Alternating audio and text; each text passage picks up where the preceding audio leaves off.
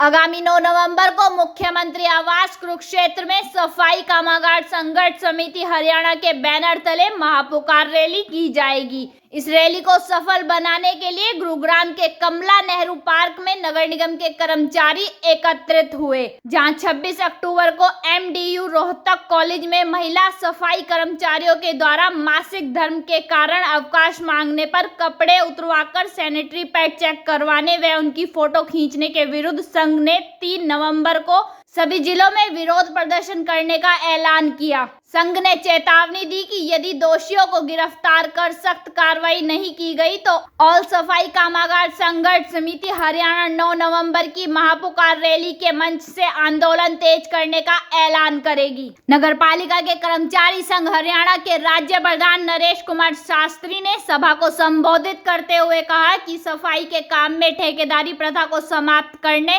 सभी part time दैनिक वेतनभोगी पालिका रोल व ठेकेदार प्रथा में लगे सभी सफाई व शिविर कर्मचारियों की नौकरी पक्का करवाने व शोषण छटनी और पक्की भर्ती कराने की मांग को लेकर अब प्रदेश के सभी सरकारी, अर्ध सरकारी निगम, board, corporation, university, shrine board, panchayat तथा पालिका परिषदों, नगरों के शिविर व सफाई कर्मचारी लामबंद होने शुरू हो गए हैं। ऑल सफाई कामगार संघर्ष समिति हरियाणा के बैनर तले 9 नवंबर को होने वाली सफाई कर्मचारियों की महापुकार रैली को सफल बनाने के लिए प्रदेश भर में दर्जनों सफाई कर्मचारी नेताओं की 4 टीमें सभी जिलों के कर्मचारियों में जनसंपर्क अभियान चलाकर रैली में बढ़ चढ़कर शामिल होने का निमंत्रण दे रही है। उन्होंने 9 नवंबर की महापुकार रैली को ऐतिहासिक सफलता सुनिश्चित कराने की अपील की।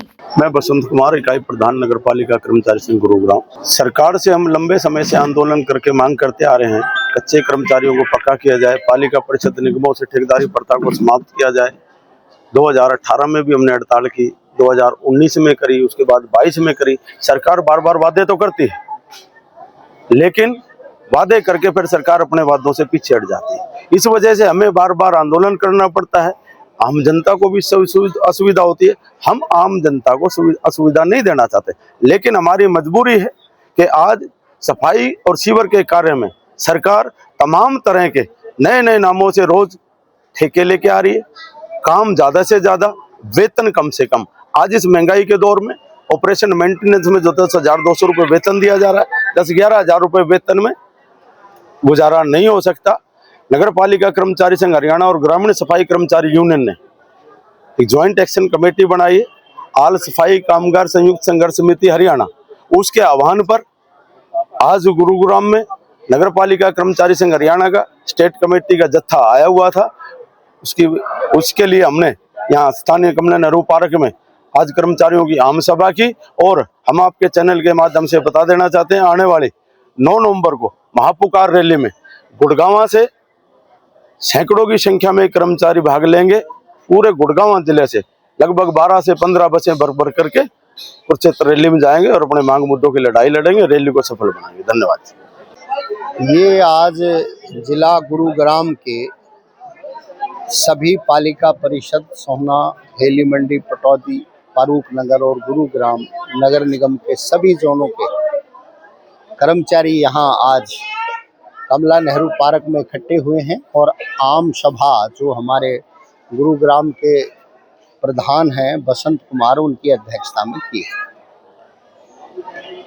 पूरे प्रदेश में 11 वर्ष भारतीय जनता पार्टी की सरकार को हो गए, लेकिन भारतीय जनता पार्टी की सरकार ने 11 साल में एक भी सफाई कर्मचारी जो सीवरमैन हैं उनको पक्का करने का काम नहीं किया। जबकि 2014 के मैनिफेस्टो में भारतीय जनता पार्टी ने ये कहा था कि हम सभी सफाई कर्मचारियों को पक्का करेंगे और उनका वेतन 15,000 रुपये से कम नहीं होगा।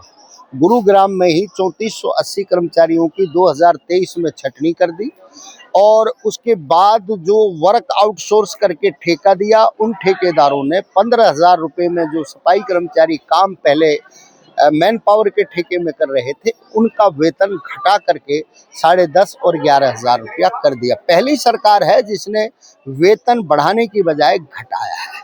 तो सरकार की मैं इस क्रम के लिए, इस कृत्य के लिए कड़े शब्दों में निंदा करता हूँ। दूसरा, इस सरकार ने 11 वर्षों में अभी पिछले टर्म में भी इन्होंने ग्रुप डी की भर्ती की है। जिस ग्रुप डी की भर्ती की है उसमें बेलदार भी है, माली भी है और पीएन भी है, तमाम लोग हैं, कीमैन भी है, चौकीदार भी है, लेकिन सफाई कर्मचारी और सीवरमैन नहीं है। भाई इनका क्या कसूर है जो इनको सरकार पक्का भर्ती कर नहीं रही है? क्या क्या क्या इन्होंने सरकार का बिगाड़ा है? और सफाई का काम को लेकर के सरकार चिंता ऐसे करती है, नारे ऐसे देती है कि भाई सरकार का सबसे पहला काम ही सफाई को प्राथमिकता देना है। लेकिन वो कितनी प्राथमिकता है ये सारी हरियाणा की जनता देख रही है। वो प्राथमिकता है केवल यहाँ के राजनीतिकों का एक साफ सुथरे जगह पर झाड़ू लगाना, हाथों में ग्लव्स पहन करके और नई झाड़ू लेकर के और मुंह पर जो है मास्क लगा करके, जबकि सफाई कर्मचारी खुले मुंह खुले हाथ सफाई का काम कर रहा है और शिविर में आए दिन बिना सुरक्षा उपकरणों के मौत हो रही है। सरकार उन मरने वाले सफाई कर्मचारी के परिवारों को न्याय नहीं दे पा रहा है, उनको आर्थिक मदद भी नहीं दे पा रहा है, वो भूखमरी के कगार पर है। हमारा सवाल ये है कि सरकार ने 2022 30 जून को जब सभी कामों में ठेका खत्म करके हरियाणा कौशल रोजगार निगम एक कंपनी बना दी और उस कंपनी के माध्यम से उन कामों को करवाया जा रहा है, तो फिर सफाई के काम में वर्कआउट सोर्स ऑपरेशनल मेंटेनेंस या अन्य प्रकार के ठेके किस लिए हैं? सरकार सफाई के काम को तो काम समझती है, लेकिन सफाई का काम करने वाले आदमी को इंसान नहीं समझती। ये हमारे साथ में जातीय भेद है, ये हमारे साथ में ऊंच नीच है, ये हमारे साथ में पूरा जो है हमारे शारीरिक, मानसिक और आर्थिक शोषण सरकार कर रही है। और अभी जो डीयू में रोहतक एक घटना हुई है, जो एक कच्ची आउटसोर्स की महिला कर्मचारी थी, 2 उन को मासिक धर्म की जो है समस्या होती है, वो छुट्टी लेती हैं और छुट्टी लेने के बाद वीआईपी वहां पर विजिट था और उन दोनों महिला सफाई कर्मचारियों को अधिकारी और सुपरवाइजर एक महिला के साथ अलग कमरे में भेजते हैं और उनको चेक करते हैं सैनिटरी पैड लगाया कि नहीं लगाया, उनके फिर फोटो खींचते हैं वस्त्र उनके उतरवा करके। ये जो सारी घटनाएं हैं ये सरकार की नीतियों की वजह से हैं। अगर सरकार की ये निजीकरण की नीतियां इन सफाई कर्मचारियों पर, सीवरमैनों पर अपना प्रभाव नहीं डालती, उनको कच्चा नहीं बनाती, तो सुपरवाइजर की हिम्मत नहीं थी कि उनके साथ में इस तरीके से अमानवीय व्यवहार करता।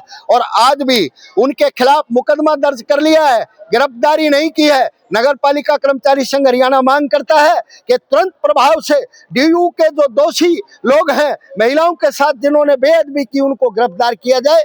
नहीं करेंगे तो 3 नवंबर को पूरे हरियाणा में हम प्रदर्शन करने जा रहे हैं इसके खिलाफ।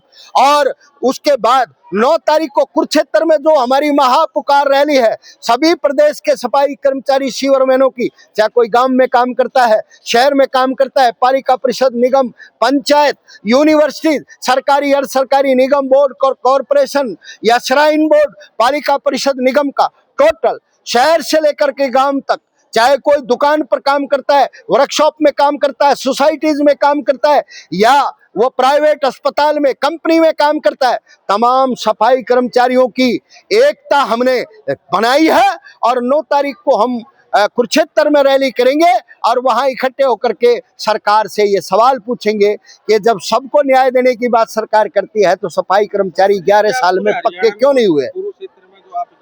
पूरे हरियाणा से इकट्ठे होंगे? बिल्कुल, पूरे हरियाणा के सभी ब्लॉकों के, गांवों के और सभी शहरों के 22 जिलों के और सभी विभागों के कर्मचारी।